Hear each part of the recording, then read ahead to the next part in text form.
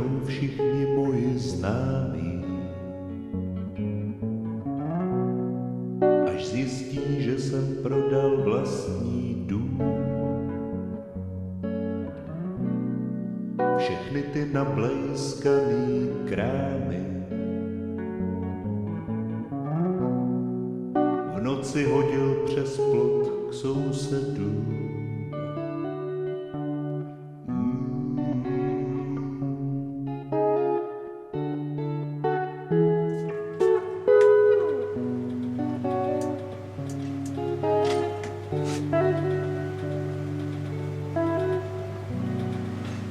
Tomu řeknou všichni moji známí, co ten chlap za lupen má zas.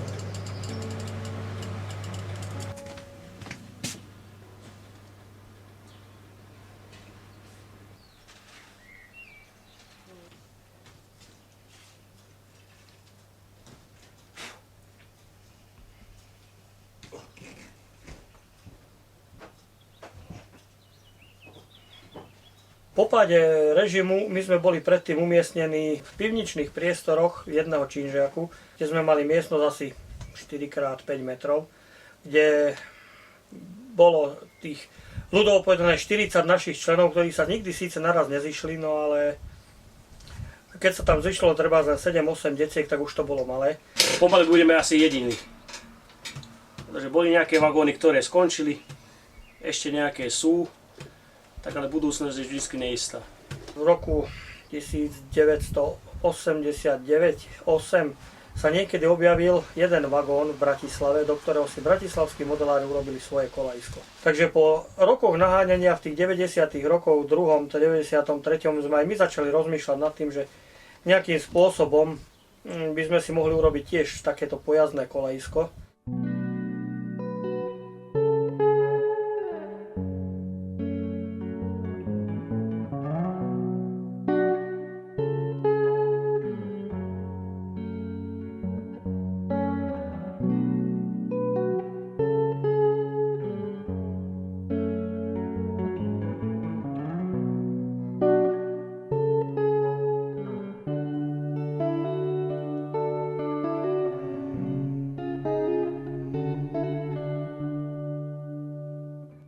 Ľudia si to ešte dneska stále nevedia uvedomiť, že to niečo stojí. Oni si myslia, že to sú hračky, že to je niečo lacné. Až po dlhých rokoch nám na riaditeľstve železníc jeden referent, ktorý mal na starosti správu a opravy vozňov, poradil, že vyraďujú sa vozne bývalé poštové, bývalé služobné. Môžete si to zohnať cez teda firmu ako ŽSR, alebo teda kde pracujete, nakoľko som železničiar, tak som mu to prezradil, že som zamestnanec depa, že som rušňovodič. A on mi na to dal jednoduché vysvetlenie.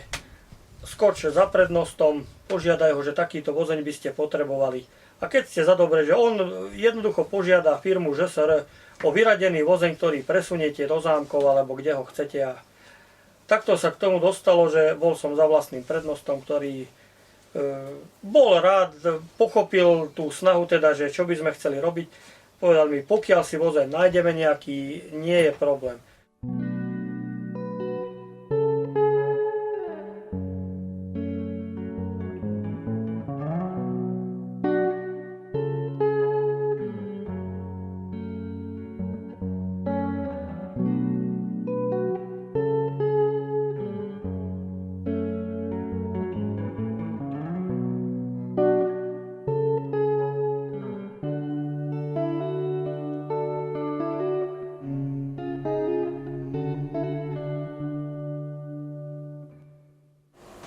Dole, lebo zadná výhybka vyzerá byť, že to má. Skús sa k nemu dostať a tam máš pred sebou. To je presný model komárňanského depa v prevedení, ako vyzeralo pred 14 rokmi. No, opatrne odsunúť. Pomáli. Tak, dole. No, kopec dáme naspäť. Láska aj hory prenáša. Láska ku koníčku nepozná hraníc.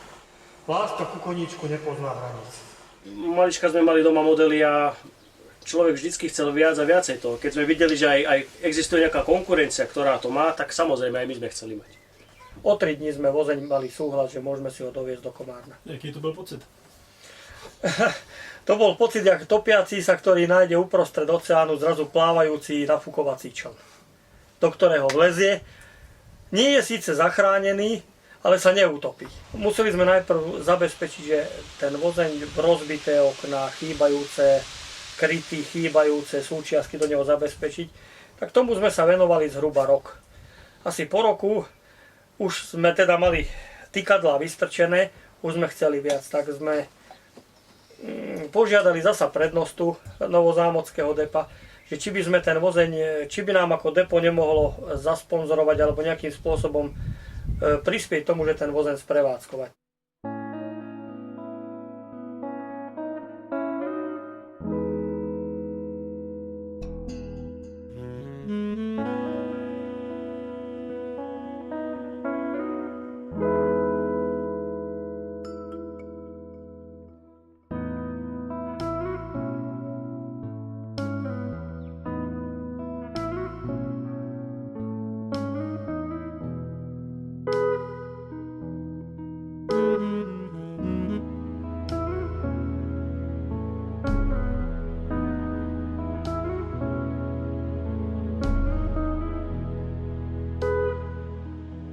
Prečo to vlastne robíme? Tak lebo človeka to baví, začali sme s tým dosť skoro a ja si myslím, že po 12 rokoch, čo máme tento vozeň, za 12 rokov sme niečo spravili a to nie je jedno také, že chytím a zahodím. To museli trochu trpět rodiny, ne? Tak trpeli. Museli si zvyknúť, no na začiatku to bolo dobré, si mysleli, že sa to zlepší, no ale keď človek dostane ako slinu, začne ho to vždy stále viac a viacej baviť, tak venuje tomu viacej času. Tak samozrejme, že ten čas potom niekde chýba. A chýbal akurát doma. A ty si říkal 5-6 hodin denně? No na začiatku. To znamená, že nejsi vůbec doma? Tak nie, lebo človek musí chodiť aj do práce, No právě. lebo z tohoto sa bohužiaľ vyžiť nedá. A tak čas akurát doma na spaní. No. No takže to zákonitě muselo vyústit nějaké rodinné rozpory. Tak áno, samozrejme. Kto má šťastie vydrží dlhšie, kto nie, tak skončí skorej. No.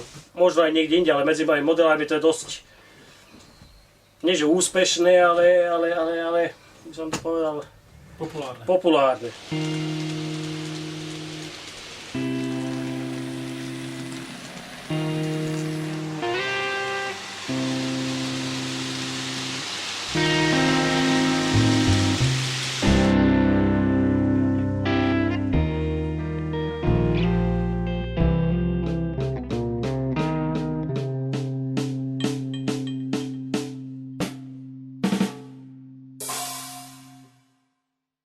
Teraz prevádzame bežnú údržbu, čistenie, maximálne premazanie. A ďalej existuje údržba tzv. Neprevádzková, alebo teda nebežná, že keď rušen donesiem v 2 dlaniach, tak to pekne v hrsti to mám prichystané. A väčšinou s tým sa robí potom buď po ukončení výstavy, alebo v noci. Kolik tomu věnujete ročně hodin? Ťažko povedať, by som povedal skôr, že mesačne stovku určite. 100, 150, 200. Čo trávime tu? Čo pokiaľ robíme doma v dielni, keď pracujeme, keď sme na výstavách, tak to sú 24 hodín, to sme od rána do večera, niekedy aj 6-7 dní. Už sme v tom vagóne vyskúšali všetko, už sme varili guláš tuto uprostred kabíny. Grilovali sme na konci vozňa na prechodovom mostíku, kde sme mali položený grill, pretože vonku 4 dní pršalo a nedalo sa, grill sa nedal bohužiaľ ani len vyniesť von. Bojové podmienky. Už sme sa tu sprchovali vo vagóne.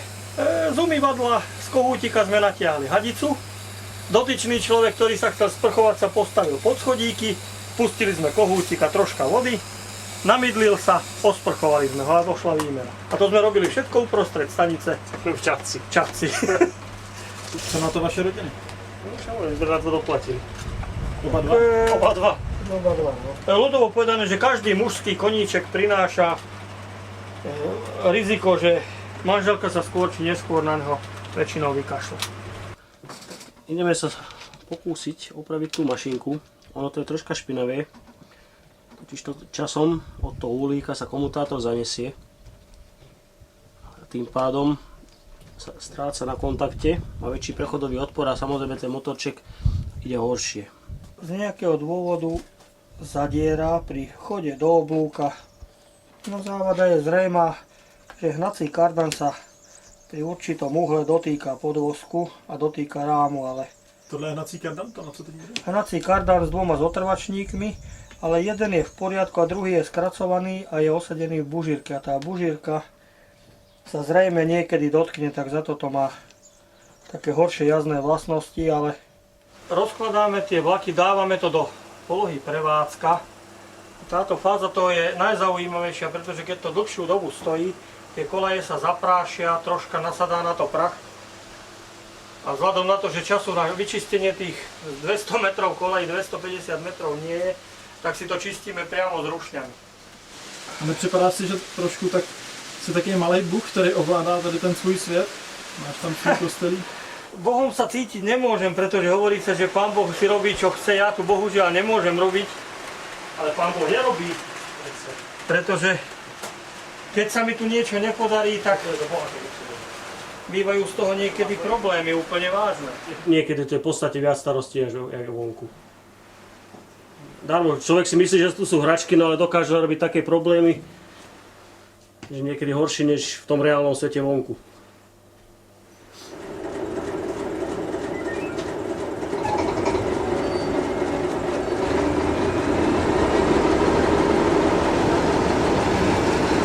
Všetko má svoje muchy. Vždycky sa niečo pokazí, niečo si myslíme, že je neriešiteľné, ale časom sa vyrieši všetko. Ale musíme podotknúť, že takú závadu sme tu mali stáť len raz. A nie, že sme ju hľadali 3 dní, pretože tá závada bola tak prefíkaná, že keď sme ju začali hľadať, tak sa neprejavovala. Ja viem, kde sú ktoré relátka zhruba umiestnené, ale súvislosti medzi nimi, to je záležitosť bratova. On je provozný elektrikář, údržbář a taký montér a projektant. Elektrická závada bola jedna taká, ktorá nás nejaké 2-3 dní trápila. Bol to obyčajný jeden studený kontakt. Hľadali sme to 3 dní, ale závada sa po 3 dňoch prestala prejavovať, odtedy sa neprejavuje už asi pol roka, keď nie, možno aj viac. Tu je duša nášho kolajista. To je zadné skryté nádražie, na ktorom máme 7 kolají a máme tu pravidelne 9 až 10 vlakov odstavených. A na základe rozhodnutia toho, ktorý tu je momentálne mňa, sa rozhodujem, že ktorý vlak kedy pôjde a ktorú súpravu odstavím, ktorú vymením. Prípadne keď sa niečo pokazí, niektorý vagón alebo podobne, tak tuto si ho viem z vlaku pomerne jednoducho vybrať. Buď nahradiť vozeň, alebo podám kolegovi, ktorý opravuje, alebo sa vymeníme a idem opravovať ja. Takže vždy podľa aktuálnej situácie. Pověz mi, takže by si popsal modeláře jako klub svobodných pánů po pár letech? Tak slobodný. Čo to je slobodný? No? Tak, No bez manželky. to neznamená, že keď niečo skončí, že nové nebude. Tak možno sa nájde pochopenie niekde inde. Pochopia to iným spôsobom a prakticky toto už rodinný podnik, takže dúfam, že zapadnú. Dá se nalákat dámská návštěva stejně jako na sbírku motýlů, na sbírku vláčků? Dá sa, pretože na tie výstavy chodia slečny mladé manželky, mladé panie, staršie dámy, ktorých železnica tiež môže očariť. A majú koľkokrát, či už s humorom pozvánka padne, že či nechce dojsť na nočné natáčanie alebo na nočné predvádzanie. A našlo by sa dosť takých, ktoré sú ochotné dojsť aj v noci trebárs. Pozrieť sa, že ako ten nočný svet tých vláčikov vyzerá. Jazdné vlastnosti závisia od kvality motorčeka a kvality prevodov. Čím kvalitnejší motor, čím kvalitnejšie prevody, tým aj tie jazdné vlastnosti sú ako lepšie. Samozrejme zuby do seba lepšie zapadajú a vydržia možno viacej.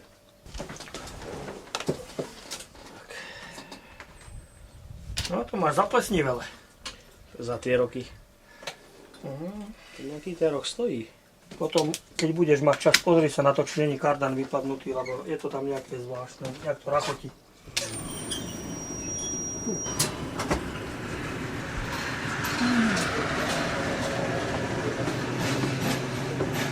Chlapci, ideme nalievať.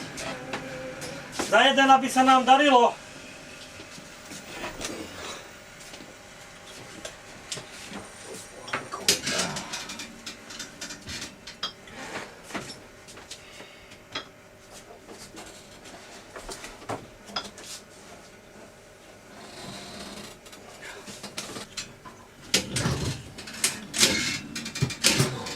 A voní. Na zdravie. Na zdravie.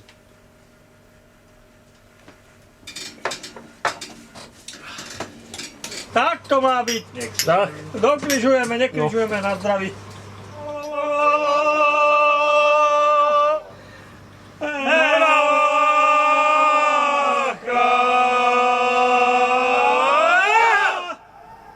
Láska ku koníčku nepozná hraníc.